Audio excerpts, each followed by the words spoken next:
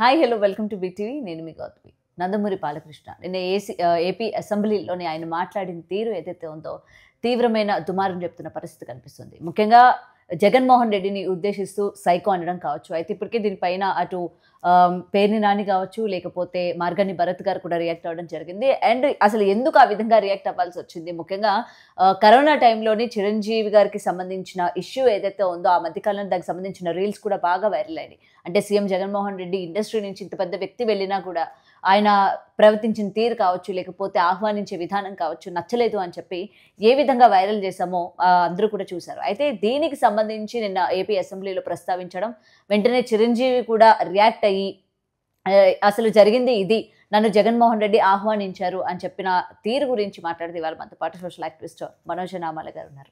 Ma'am నమస్తే.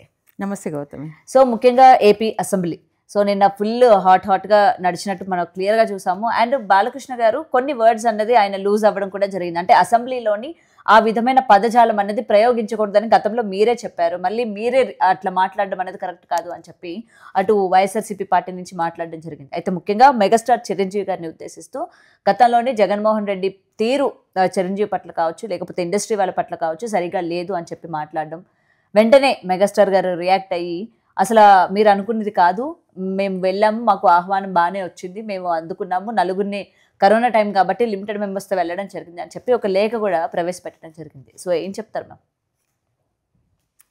ఇప్పుడు assembly అనేది ఎప్పుడు కూడా ఒక గౌరవప్రదమైనటువంటి స్థానం. అది అక్కడికి వెళ్ళాలంటే కూడా ఎంతో అదృష్టం ఉండాలి, ఎంతో పుణ్యం చేసుకుంటేనే.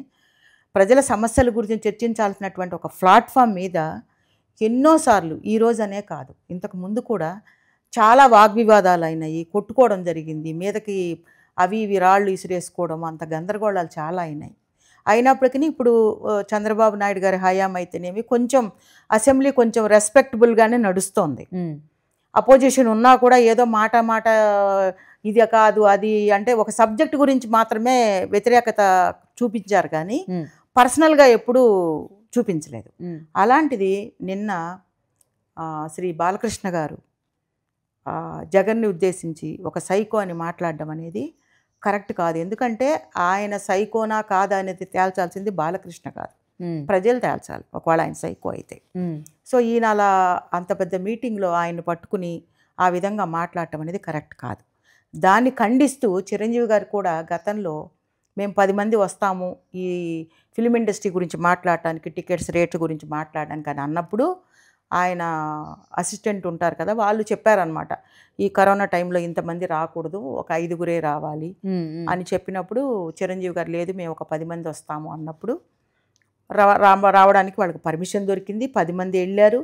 చిరంజీవిని ప్రత్యేకంగా ఆయన భోజనానికి పిలిచి గౌరవించారు అన్న విషయాన్ని చిరంజీవి గారు ప్రస్తావించారు. అంటే సినిమా వాళ్ళ పట్ల వ్యతిరేకంగా ఉండేవాడు జగను, సినిమా వాళ్ళకి ఏ రకమైనటువంటి సపోర్ట్ అందించలేదు అనే దానికి క్లారిఫికేషన్గా చిరంజీవి ఇవ్వడం జరిగింది.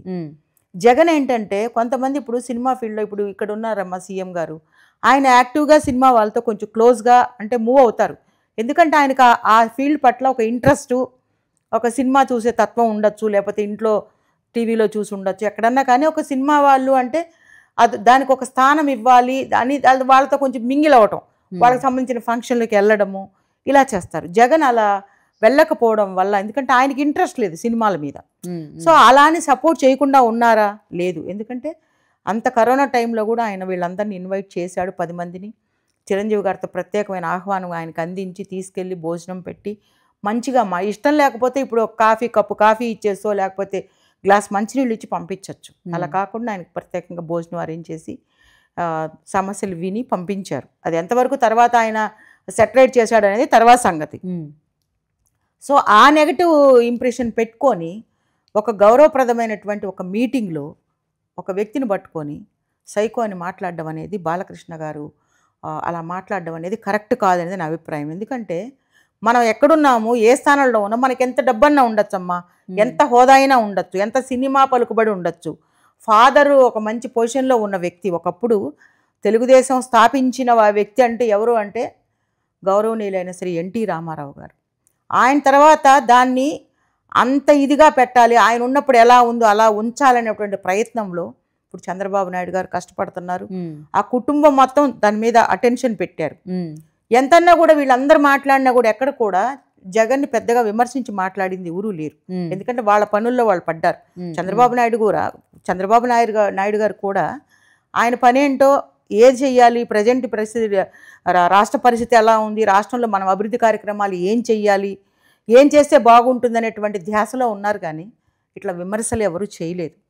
సో అలా అతని మీద కక్ష పెట్టుకొని జగన్ మీద ఆ విధంగా మాట్లాడడం అసెంబ్లీలో అనేది నిజంగా కరెక్ట్ కాదు. అంటే ఇప్పుడు కక్ష పెట్టుకొని మాట్లాడాలి అనుకుంటే దానికి ముందు సూపర్ 6 కావచ్చు, దీనికి సంబంధించిన సభలు కూడా నిర్వహించడం జరిగింది.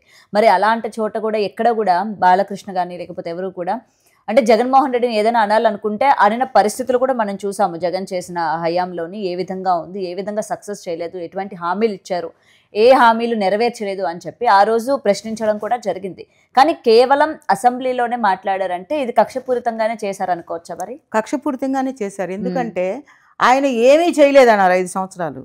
అందుకే కదా ఎలక్షన్లో మరి మన తెలుగుదేశానికి ఓటేసి గెలిపించారు. చేయలేదనే కదా ఆయన పక్కన పెట్టారు. పక్కనే ఉన్నాడు కదా ఆయనే మధ్యలోకి రావట్లేదు కదా. రానప్పుడు ఆయన పట్టుకొని కావాలనే కక్షపూరితంలో, అంటే అక్కసు వెళ్ళగక్కడం అంటారు దాన్ని. ఒక కోపాన్ని, ఒక అక్కస్ని 10 మందిలో అన్నప్పుడు చాలా జాగ్రత్తగా మాట్లాడాలి. 10 మందిలో మాట్లాడేటప్పుడు, అందులో అసెంబ్లీ అంటే నేను చెప్పాను కదా ఇందాక కూడా, ఒక గౌరవప్రదమైనటువంటి స్థానం అది, కూర్చొని మాట్లాడటం అంటే. అక్కడ మాట్లాడేటప్పుడు, విమర్శించేటప్పుడు కూడా జాగ్రత్తగా ఉండాలి. ఎందుకంటే ఆయన ఒకప్పుడు ఏం చేశాడు, ఏం చేయలేదని ప్రజలకు తెలుసు. ప్రజలు విమర్శిస్తున్నారు, ప్రజలు విమర్శించారు. తమకిష్టం లేదన్న వ్యక్తికి ఓటేయకుండా ఈ ప్రభుత్వం మీద ఎక్స్పెక్ట్ చేస్తూ ఈ ప్రభుత్వానికి, తెలుగుదేశం ప్రభుత్వానికి వేశారు. తెలుగుదేశం ప్రభుత్వం ఏం చేస్తుందనేది ప్రజలకు తెలుసు. మేలు చేస్తుందా చేయట్లేదా అనేది ప్రజలు నిర్ణయించుకుంటారు. అలా అని చెప్పి మనం ఒక పదవిలో ఉన్నాము, మనం ఒక పెద్ద సూపర్ ఇది అని చెప్పి అనుకొని ఎదుటి వాళ్ళని తక్కువ చేసి మాట్లాడడం అనేది, అందున అసెంబ్లీలో ఒక వ్యక్తిని విమర్శించడం అనేది అది వ్యక్తిగత కక్షలాగే అనిపిస్తుంది. కానీ రాజకీయం అనుకోవాలా, వ్యక్తిగత కక్ష ఉందేమో అనిపిస్తోంది నాకు.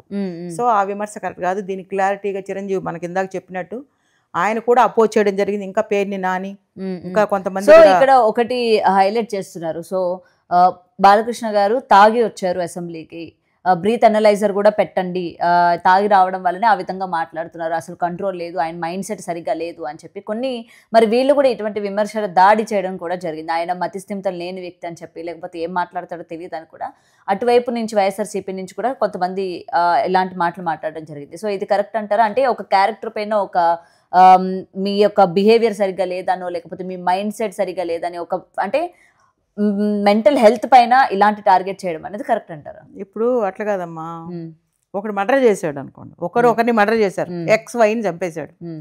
X మానసిక పరిస్థితి బాగలేదు అందుకే చంపాడంటే చట్టం ఒప్పుకోదు. ఇప్పుడు అర్థమైందా? తాగొచ్చి మాట్లాడలేదా అనేది మనకు తెలియదు. బ్రీతింగ్ అనలైజర్ ఇప్పుడు పెట్టడానికి అవ్వదు, అయిపోయింది కాబట్టి. సో తాగినా తాగకపోయినా కూడా ఒకవేళ తాగి ఉన్నా కూడా తనేం మాట్లాడతాడు, తనకు తెలియనంత ఇదిగా ఏం మాట్లాడరు, తెలిసే మాట్లాడతారు.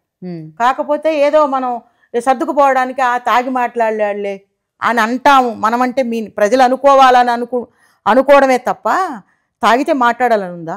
అసలు తాగి అసెంబ్లీకి రావచ్చా? అసలు ఆ ప్రస్తావనే లేదు ఇక్కడ. ఆయన తాగాడని నేను అనట్లేదు.